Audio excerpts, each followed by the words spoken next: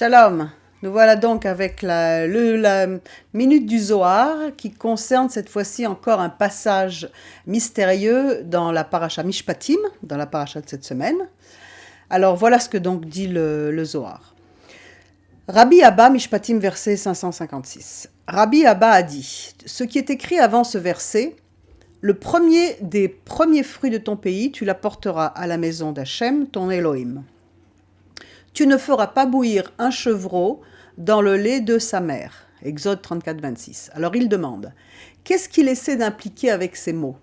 Il répond, ne mélange pas une substance inférieure avec une supérieure. L'extérieur ne doit pas se nourrir d'un intérieur. Quelle est la différence entre les deux?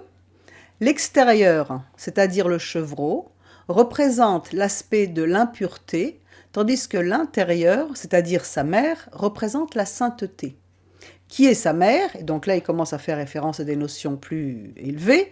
C'est l'Assemblée d'Israël, Malchut, la souveraineté, le royaume, tout dépend comment on l'appelle, qui est appelée mère, etc. Je passe un passage.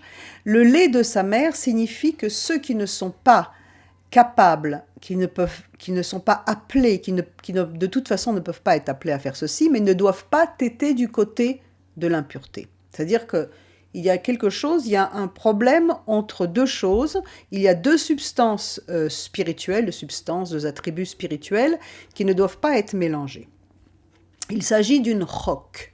Chok en hébreu, c'est-à-dire c'est une des lois inexplicables à première vue. Il n'y a pas de raison logique pour ces chokim, et celle de l'interdiction de faire cuire le chevreau dans le lait de sa mère, c'en est une, c'est une de ces chok, qui font appel à des degrés et d'interprétation du niveau sod, c'est-à-dire du niveau secret de la Torah.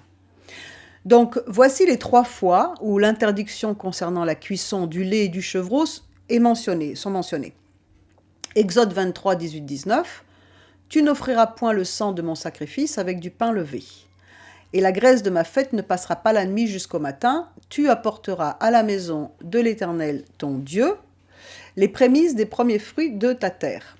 Tu ne cuiras pas le chevreau, gdi, dans ce cas-là, gdi en hébreu, dans le lait de sa mère. » Donc ça, c'est Exode 23, 18, 19.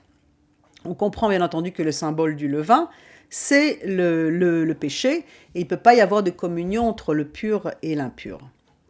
Exode 34, 25, 6, la seconde fois, « Tu n'offriras pas le sang de mon sacrifice avec du pain levé, et le sacrifice de la fête de Pessah ne passera pas la nuit jusqu'au matin. Tu apporteras à la maison de l'Éternel ton Dieu les prémices des premiers fruits de ta terre.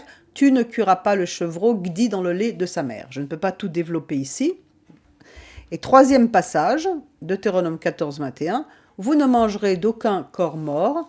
Tu le donneras à l'étranger qui est dans tes portes, et il le mangera, ou tu le vendras aux forains, car tu es un peuple saint, consacré à l'Éternel ton Dieu. Tu ne cuiras pas le chevreau, gdi, dans le lait de sa mère. » Donc, sans pouvoir ici étudier en profondeur tous les passages de tous ces différents versets, on peut voir que la Torah met en relation l'unité donc du peuple devant l'Éternel, l'idolâtrie et la nourriture. Il y a les fêtes, il y a donc l'idolâtrie et la nourriture.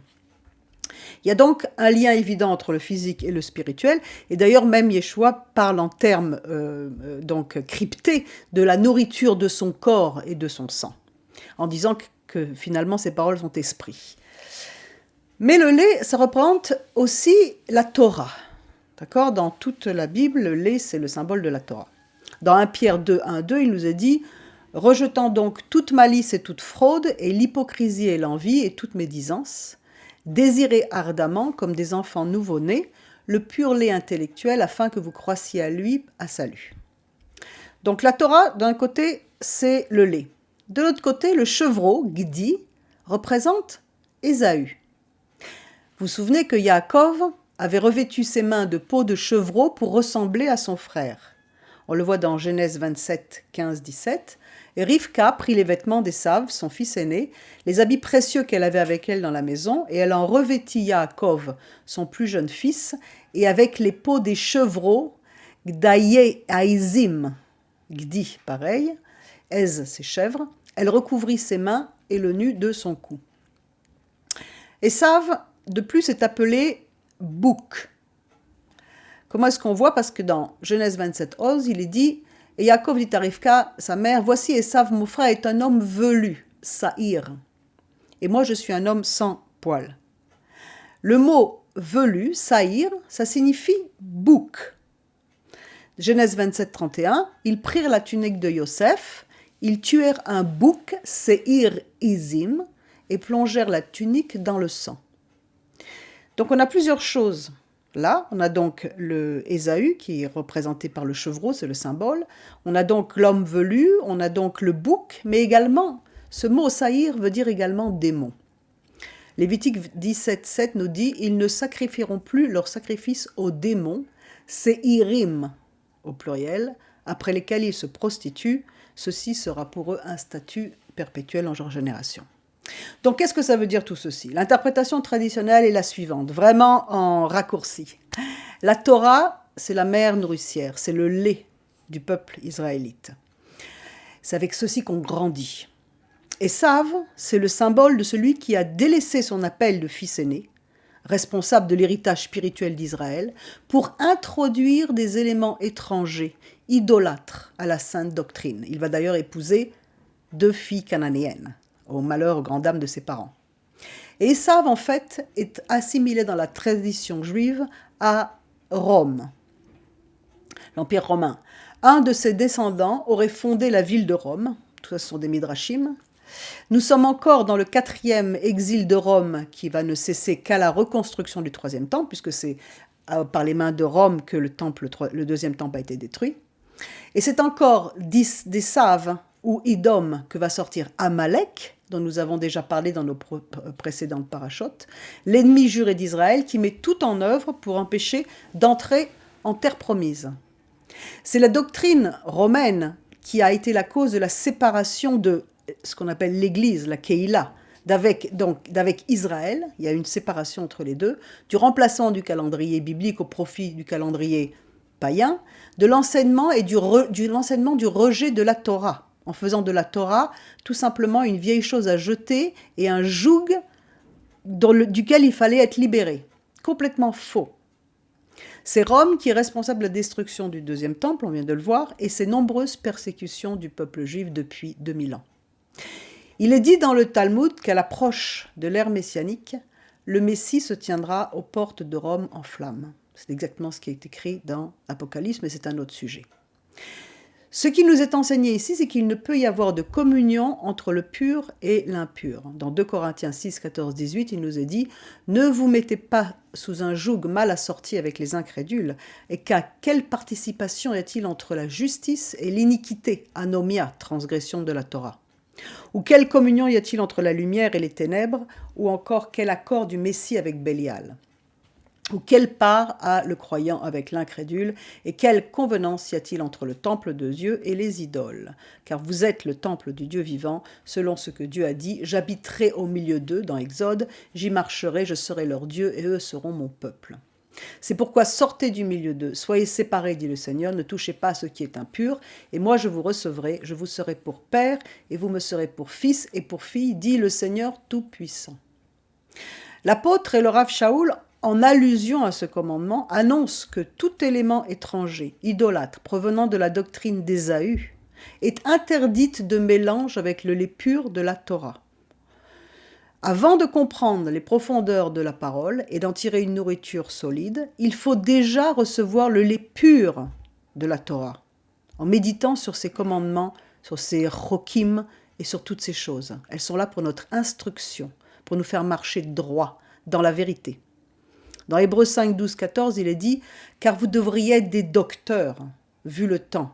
Vous avez de nouveaux besoins qu'on vous enseigne quels sont les premiers rudiments des oracles de Dieu, et vous êtes devenus tels que vous avez besoin de lait et non de nourriture solide. Il faut déjà commencer par la base. Car quiconque use de lait est inexpérimenté dans la parole de la justice, car il est un petit enfant. Mais la nourriture solide est faite pour les hommes faits, qui par le fait de l'habitude ont les sens exercés à discerner le bien et le mal. » N'avons-nous pas besoin aujourd'hui de discerner entre le bien et le mal, le saint et le profane? N'avons-nous pas besoin énormément de discernement aujourd'hui? Si notre discernement est entaché, mélangé de plusieurs choses, comment pouvons-nous voir clair? Il nous faut retourner à la Torah pure pour avoir un discernement juste, afin de pouvoir grandir. Et de façon plus profonde, la Kabbalah enseigne également que toutes les substances physiques représentent des formes spirituelles d'énergie. Les produits laitiers sont associés à l'attribut de ce qu'on appelle la chesed, c'est-à-dire la miséricorde ou l'amour, tandis que la viande reflète l'attribut de rigueur, la gvura, en raison du sang qui est rouge, tandis que le lait c'est blanc, c'est la miséricorde, ou encore la force, la rigueur. Les deux composants sont nécessaires, rigueur et chesed. Chesed à droite, rigueur à gauche. On a besoin d'arriver à un équilibre qui s'appelle Tiferet. Mais dans l'ordre qu'Hachem a créé. C'est-à-dire qu'on ne peut utiliser l'un à la place de l'autre ou mélanger l'un et l'autre sans que ce soit dans l'ordre que Dieu a créé. Et l'attribut de chesed, la miséricorde, doit toujours avoir le dessus. C'est pour cela qu'on peut consommer du lait avant la viande, mais certainement pas de la viande après le lait. Donc, du lait après la viande. On ne peut utiliser de miséricorde quand il faut utiliser de rigueur, et vice-versa. Et dans le cas où on utilise les deux pour créer un équilibre, le lait, l'amour, la miséricorde, doit toujours avoir le dessus. Dans le cadre de notre enseignement, la chesed, cette miséricorde, la chesed, donc, entre autres ici, la miséricorde chrétienne que l'on connaît donc dans tous les enseignements chrétiens, ne peut être exclusivement utilisée sans la rigueur de la Torah. Et sans miséricorde, la Torah perd l'essence profonde de son message, parce que la Torah est chesed. Donc, il nous faut utiliser les deux attributs. Il nous faut utiliser et la rigueur et la miséricorde, mais dans l'ordre, à la juste place que Dieu a créé, selon le discernement que nous donne la vérité. Toute cette étude, elle est très profonde, elle nous emmène dans des degrés d'interprétation qui vont bien au-delà de tout ce que nous pouvons partager maintenant sur cette courte vidéo. Donc, je vous encourage vraiment, encore une fois, à sonder les Écritures, à retourner au lait pur donc, de la Torah, et je vous encourage de nouveau à venir étudier avec nous et comprendre que tout ce que nous avons aujourd'hui avec le Zohar, ce sont des clés qui nous sont données pour notre bien, pour nous enseigner la vérité. Et aujourd'hui, nous avons vraiment besoin de cette vérité. Merci de votre écoute, Shavua Tov, et à bientôt. Shalom.